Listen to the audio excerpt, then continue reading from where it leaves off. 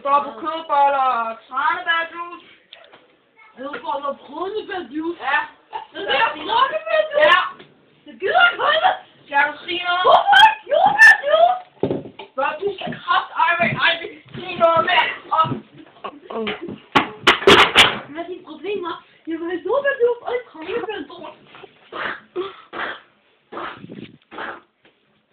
Kødboller og tranebærjuice?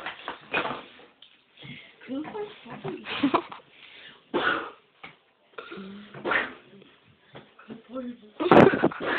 Det er så lortet. Nu skal jeg pille de boller.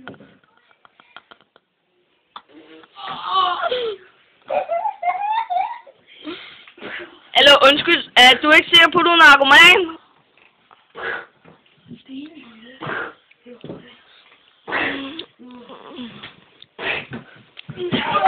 Eller undskyld, er du sikker på, dig der nummer 1, herr Christen, at du ikke er narkoman?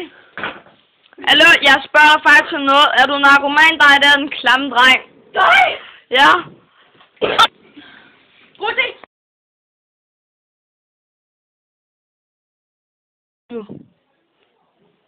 Hey, hvad laver du der?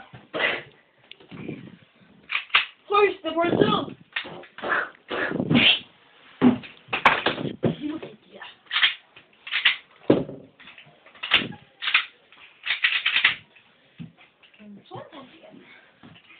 Hvad laver du?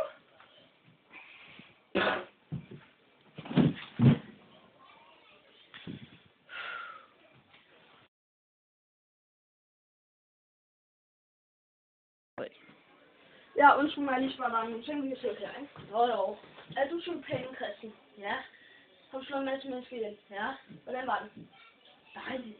Var det ikke lidt klamt at være en smule blod? Nej. Har du en far? Ja. En søster? Ja. En bror? Ja. Har du en mor? En klam, stinke, ulækker mor, som aldrig tager sig ind og smider blæerne i hovedet på dig. Hvordan synes du det? Skal jeg fortælle dig noget om min mor? Ja, tak. Min mor, ikke? Hun er sådan en psykopat ligesom mig. Ved du, hvad hun specielt godt kunne lide, jeg bruger? Ja. Det der, det gør du ikke. Nej.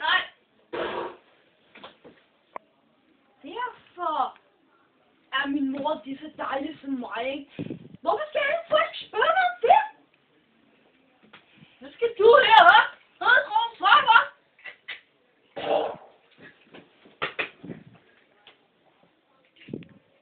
Derfor.